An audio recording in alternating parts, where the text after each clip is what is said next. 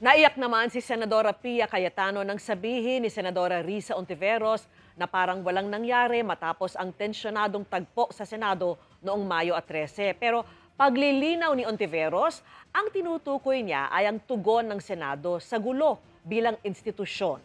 At nakatutok si Mav Gonzalez. Isang linggo matapos magkaputukan dito sa Senado, tumayo ang ilang minority senator para paimbestigahan ang nangyari. Hirit ni Senador Risa Ontiveros, sa loob-loob ko, hindi ako mapanatag na simula nung Lunes, ang ipinapakita natin ay para bang walang nangyari. Na para bang hindi nabastos ang ating institusyon, ang ating mga empleyado at ang mga Pilipino. Hindi maliit na bagay ang nangyari dito. At lalong hindi dapat inaasa sa mga Facebook Live, press conferences at media interviews ang pagtatahi-tahi ng mga pangyayari. pero ang pahayag ni Ontiveros, inalmahan ng isang emosyonal na Senador Pia Cayetano. Parang walang nangyari. Yan po ang statement ng ating butihing Senadora Risa Ontiveros. Siguro po para sa inyong mga wala dito. Pero para sa amin na nandito, napakaraming nangyari. Takot na takot po ako na kailangan ko na magpaalam sa mga anak ko. Nasa Senado si Senador Pia nang mangyari ang insidente kasama ang ibang miyembro ng mayorya. Aniya, 2 pintuan lang ang pumuprotekta sa kanila mula sa putukan. Wala ho akong sinisisi. Pero nung pagkatapos ng lahat, pagtingin ko ng group natin, yung dating majority group, walang ni isa sa inyong nangamusta sa amin. Some of you I've known for 20 years, 10 years, and I didn't even hear any of you say, kamusta na kayo dyan? Napakasakit mo sa akin. Sobrang sakit.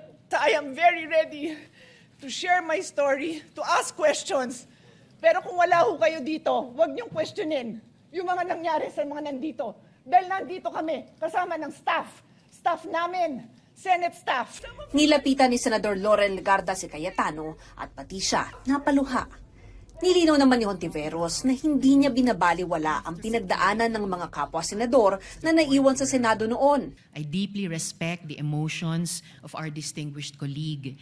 However, when I stated that it feels now as though walang nangyari, I was not speaking about our personal feelings. I was speaking about our institutional posture. Thank you for Our grief as senators is valid, but our mandate requires actions. Siniguro naman ni Senate President Alan Peter Cayetano na may ginagawa ang liderato ng Senado kaugnay ng insidente. I have to deal with the security of the Senate every day. I'm just not telling you everything that we have to deal with now to make sure that there's no bombs in the in the area, just like every day except this time, and also making sure that there's no miscommunication between the executive, legislative, judiciary, and the international community. That's precisely why we are waiting for the complete investigation, because there are matters that when are discussed in public will cause more alarm and confusion rather than clarity. But that doesn't mean na parang walang nangyari lang. Inalmahan naman ni Senador Erwin Tulfo ang alegasyong alam ng mga taga-minorya na may mangyayari dahil wala na sila ng magkagulo.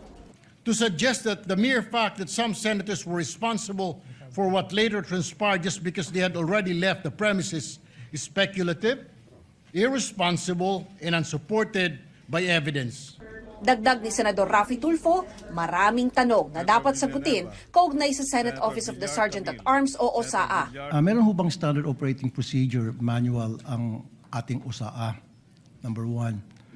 Number 2, pagdating po sa pag-handle ng firearms, are these the members of the OSAA, are they trained?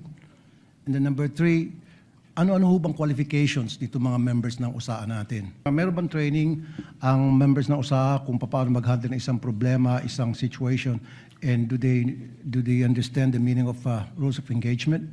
Panukala ni Senate Minority Leader Tito Soto, mag-imbestiga ang Committee of the Whole na binubuo ng lahat ng mga senador. It is an extraordinary remedy necessary because of the issues of Senate institutional security. The chamber itself is affected. The institution is threatened. Mav Gonzalez, Nakatutok, 24 Oras.